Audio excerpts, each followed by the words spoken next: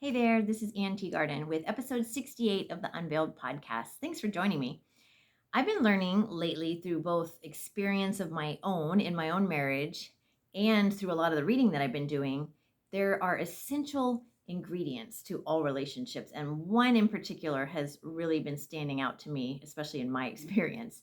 And it's something that anybody can do, and it costs nothing, but it pays big dividends. So that sounds great, right?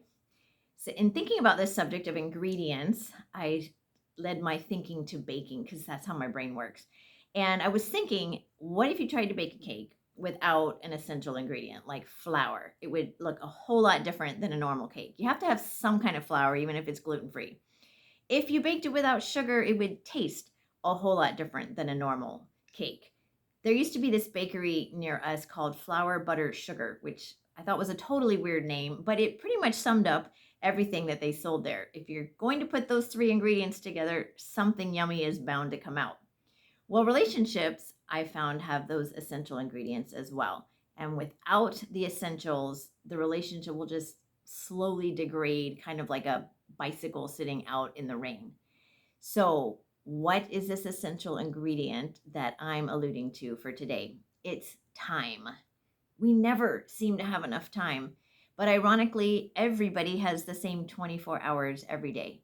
For millennia, people have had 24 hours in the day, the same amount of time. So, why does it feel like we don't have enough time? It's not a commodity that you can buy more or less of. You will never have more time than you do today. There's a fixed amount, and we each decide how we're going to use the minutes that we're given. And as women, I know most of us run around every day trying to do so many things to please and care for others, our children, our husbands, our boss, our parents, our church, and even trying to take care of ourselves. We're exhausted. And we think, I can't possibly add anything else to my day. And I agree. I love Psalm 127 too, and I often quote it to myself when I'm tempted to get less sleep to fit more in. It says, "In vain you rise early and stay up late, toiling for food to eat, for he grants sleep to those he loves." God loves us and he wants us to sleep. Much of our toiling is in vain. And there comes a time where we really have to evaluate how are we spending our time and then ask God if we need to make changes. I believe with my whole heart that our time is the greatest gift that we can give to anyone. And best of all, it comes with its own reward. As I spend more time with God, I find a deeper and more fulfilling relationship with Him and a new peace and joy I didn't even know was possible. And as I spend more time with my children, I laugh, I get to know their hearts, I make memories, and they know they are worthy of my time. And this, in turn, builds confidence in them. And as I spend more time with my husband, which should be my priority relationship on earth, I build memories, I share my heart, I hear his heart, and I enjoy the chemistry, and I feel worthy of his time and he of mine. Marriages need undivided attention, time to thrive. I'm saying that slowly. This is why when kids come along, our marital satisfaction tends to decrease as we have less one on one time with our spouse. We cannot meet each other's most important needs without undivided time. So, do you ever wonder why you feel lonely in your marriage? Or you feel like your husband isn't meeting your needs, or you don't feel close, or he's complaining that you're not meeting his needs? Time is probably the main common denominator of all those issues. I found that no matter how many nice things my husband does for me, like taking out the garbage or opening a door for me, if we don't have time together to talk heart to heart or snuggle or have fun together, I don't feel close to him. Meaningful conversation can't be done in a hurry. Satisfying intimate encounters aren't rushed. The time that we give someone non-verbally communicates to them how much they're worth to us, whether we mean to communicate that or not. So, how much time are you spending with your husband, just the two of you? And how do you feel your marriage is doing? Is there a correlation? Over the past few years, I have several times felt really disconnected from Grant, And all of my warning lights in my head started going off.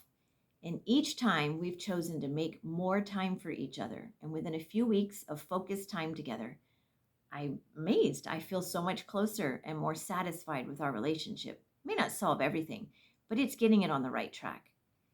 But then what happens? We slowly slip back into task mode and meeting the demands of everybody, and we're back feeling disconnected again. And the longer that we don't have time together, the worse we feel. Have you noticed this too? So, how do we manage to spend more time together? First, we have to schedule it a lot of times. That doesn't sound very exciting, but it's true. And we institute rhythms in our day that foster it. And there are different answers for different seasons that you may be in. God tells us in Ecclesiastes 3 that there is a time for everything and a season for every activity under the heavens.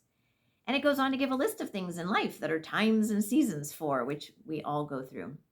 Each activity has its proper place, and others people's emergencies don't have to be our emergencies. That's important to remember because everybody wants your time right now.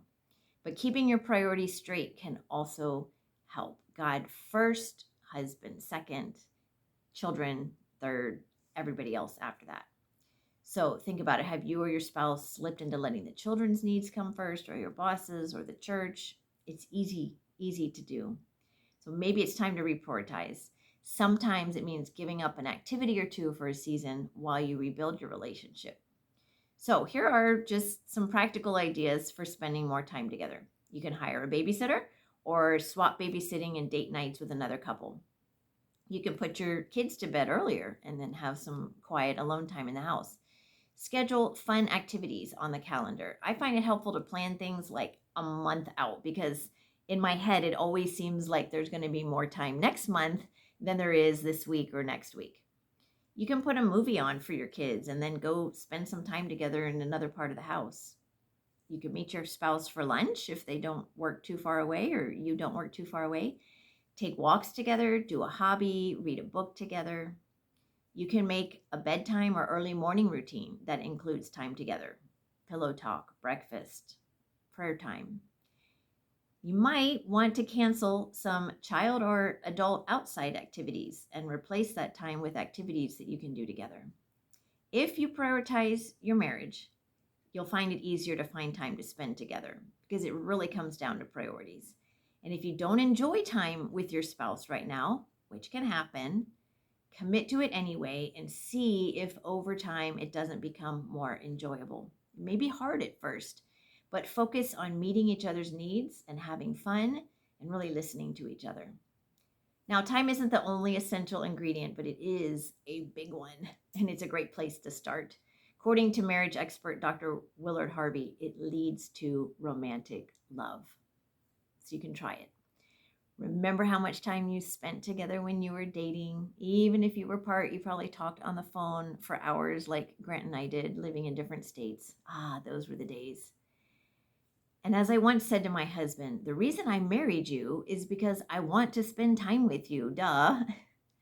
So if this seems impossible right now with your schedule, just remember that all things are possible with God.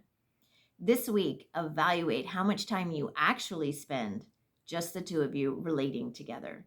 And if it's low, brainstorm with your spouse ways that you can increase it.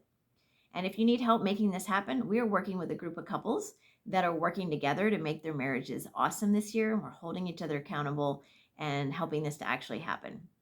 You're welcome to join us if that would be helpful. You can email me at Anne, A-N-N-E, at synergiamm.com, synergiamm.com for more information. So go enjoy some time together, put it on the calendar, and remember you are loved, you are beautiful, you are enough. Go enjoy and peace.